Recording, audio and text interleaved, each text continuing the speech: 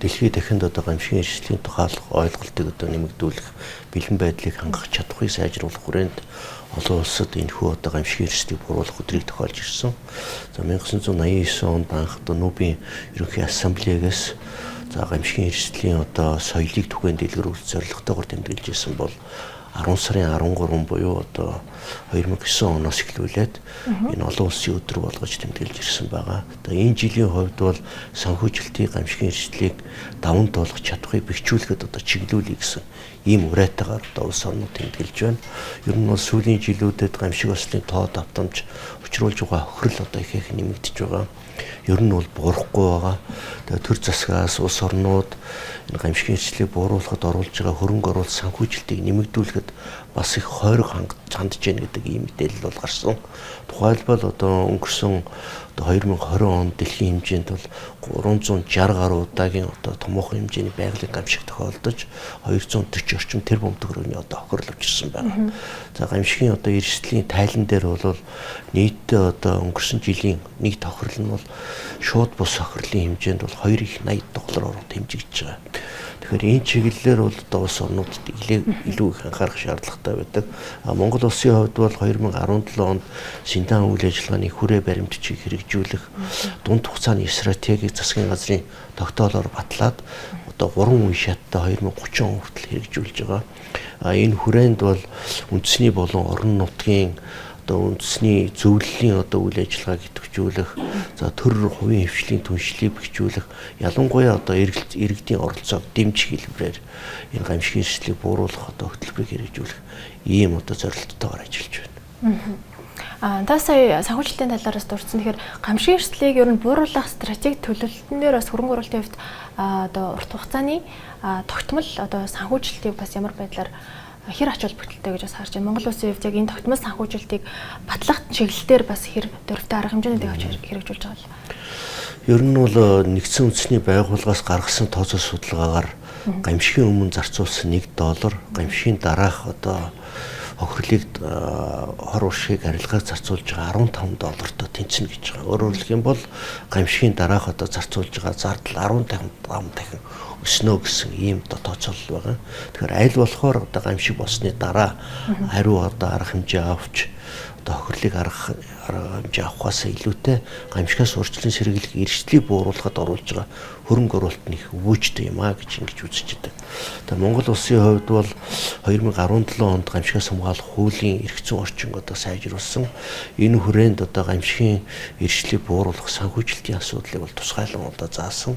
Өөрөөр хэлэх юм бол төр хувийн хвшлийн аж ахуйн нэгж байгууллага тухайн одоо улсын тухайн төсвийнхаа нэг хүртэлх хувийг за хувийн аж ахуйн нэгж байгууллага үйлдвэр үйлчилгээнийхээ зардлын 1.5%-ийг тухайн жилийн одоо гамшигын эрсдлийг бууруулах зардал тусгана гэдэг ингээд заасан байгаа боловч бас төдийлөн одоо сайн хэрэгжихгүй байгаа. Тэгээ өнөөдөр бол одоо Монгол улсын хэмжээнд 4500 гаруй удаагийн аюулт үзэгдэл осол тохиолдсон. За шууд тохирол нь бол 47 орчим тэрбум төгрөгөөр одоо үнэлэгдэж байгаа. Үүнд бол гамшигын эрсдлийг бууруулахад зарцуулсан зардал бол үнэтэй харьцуулахад бол маш их бага. Одоо 14 орчим тэрбум төгрөгийн зардлыг одоо санхүүжүүлсэн байх жишээтэй. Гэсэн хэдий ч яг хөө зөвхөн аймаг нийслэлийн одоо гамшигын эрсдлийг бууруулах зөвлөл гэж байгаа. Энэ зөвлөлийн үйл ажиллагаа сүүлийн жилүүдэд нэлээд идэвхжиж байна. Ер нь бол санхүүжилт хөрөнгө оруулалтын хувьд бол 2018 онтой харьцуулбал 2.5 дахин бас өссөн үзүүлэлттэй байгаа. Тэгээ ер нь цаашдаа бол гамшигыг одоо урьдчилан одоо үнэлж түүнд тохирсон одоо арга хэмжээ авахын зэрэгцээ энэ одоо эрсдлийг бууруулахад оруулж байгаа хөрөнгө оруулалтыг зайлшгүй одоо нэмэгдүүлэх хэрэгцээ шаардлага байна. Тийм учраас өнөөдөр одоо дэлхийн нийтэд зарлж байгаа энэ өрөө бол яг энэ санхүүжилтийг нэмэгдүүлэх асуудал руу бол чиглэж байгаараа сонцлогтой. Та сая бас хэрэгжилт хангалттай хэмжээнд хүрч чадахгүй нэ гэж. Тэгэхээр ер нь хэрэгжилтийг бас одоо илүү сайн болгох чиглэлээр яг ямар одоо аль талын оролцоо хамгийн их тутамг байна гэж таньд харж байна. Ер нь бол одоо төрийн бусад одоо аж ахуйн нэгж байгууллагууд энэ хуулиар хүлээсэн үүргээ хэрэгжүүлэх хүрээнд энэ зардлаа бас тусгаж өгөх. Хоёрдугаарт нь бол эргэцэн орчинг одоо сайжруулах. Гуравдугаарт одоо гамшигын эрсдлийг шилжүүлэх одоо энэ механизм тогтолцоог одоо бүрдүүлэх, өөрөөр хэлэх юм бол гамшигын эрсдлийг шилжүүлэх, даатгалын тогтолцоог одоо бэхжүүлэх асуудал байна. Олон нийтийн оролцоог одоо дэмжих асуудал маш их чухал байдаг. Энэ чиглэлээр одоо бүгд талаас одоо оролцоог хангах асуудал их чухал байдаг. Ойн төмрийн одоо эрсдлүүдийг бас дуртаган зүйтэй ах. Энэ оны хувьд бас нэлээдгүй эрсдлүүд бол нэмэгдэж бас тавтамж бол нэлээд нэмэгдсэн шүү дээ. Тэгэхээр аюулгүй байдлыг хангах мөн за эрсдлийн үнэлгээ тал дээр бас та бүхний хувьд юунээр илүүтэй анхаарч ажиллаж байна. Ер нь бол энэ жилийн хувьд бол ой хэрийн төмрийн одоо тохиолдол маш өндөр байсан. Жил дунджаар одоо Монгол улсын хэмжээнд 160 гаруй одоо ой хэрийн төмөр бүртгэгддэг байсан бол энэ жилийн хувьд бол 250 орчим болж одоо нэмэгдсэн. Ялангуяа одоо ойн бүсэд гарч байгаа энэ төмөр бол одоо хит хураашилт, хит халалтай одоо холбоотой, байгалийн одоо уур амьсгалын өөрчлөлттэй одоо холбоотойгоор ингэж одоо тохиолдлууд бол нэмэгдлээ. Тэгээ ойн төмрийг одоо аль болохоор л газар одоо авахуулахгүй богино хугацаанд унтраах чиглэлээр онцгой байдлын байгууллага, мэрэгжлийн анги салбарууд, орон нутгийн иргэд одоо төрийн цэргийн болон бусад байгууллагуудтай хамтарч ажиллаж байна. Тэгээд намрын үйлрэл гарсан ч гэсэн ойн төмрийн одоо тохиолдол тасрахгүй зүүн бүсийн 3 аймагт одоо сүүлийн 10 хоногийн хугацаанд 20 гаруй удаагийн ой хэрийн төмөр бүртгэгдсэн. Энэ чиглэлээр бол ажиллаж байна. Энэ бол одоо ерөөсөө л одоо хүн төрөлхтний одоо энэ уур амьсгалын өөрчлөлт дулаарлалтай одоо шууд холбоотой. Хоёрдугаарт ер нь бол онцгой байдлын байгууллагаас энэ гамшигын эрсдлийг бууруулах чиглэлээр эрсдлийн одоо үнэлгээг 10 нэр төрлөөр одоо Азийн хөгжлийн банкны санхүүжилтээр хийсэн.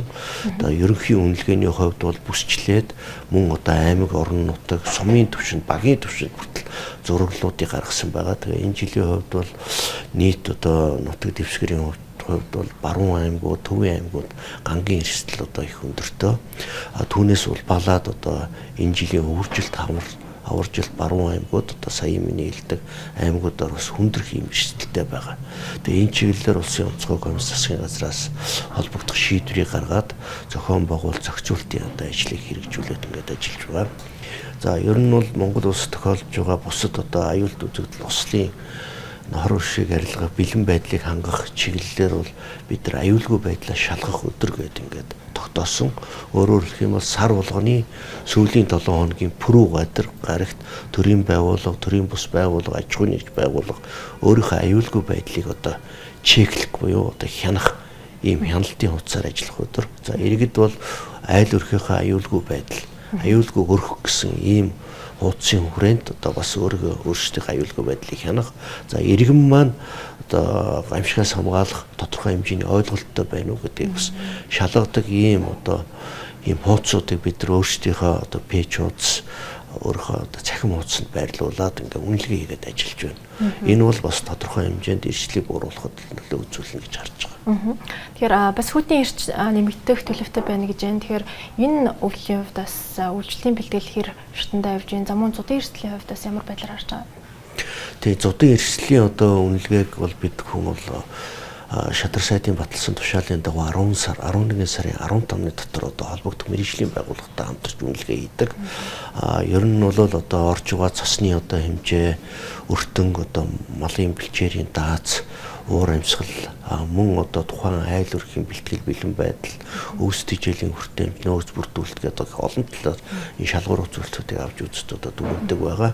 Энэ жилийн хувьд бол ер нь бол ганцуудын тавтамж энэ уур амьсгалын өөрчлөлтөөр холбоотой ойртсон байна. Урд нь бол 10 гаруй 10-аас 12 жилийн хугацаанд нэг удаа тавтагддаг байсан бол одоо бол 3-аас 4 жилд, зарим тохиолдолд 2-оос 3 жилд энэ зуудын одоо эрсдэл гангийн нөлөөллөөс үүдэлтэй ингээд тавтагдж байгаа. Тэгэхээр энэ үйл бол ялангуяа одоо баруун аймагуд тэгээ өвс тэжээлийн одоо нөөц бэлчээрийн дааз хэтэрсэн энэ бүс нутгуудаар бол үйлчид одоо хаваржилт хүндрэх ийм одоо ийм тооцоо судалгаа бол гаргаж байна.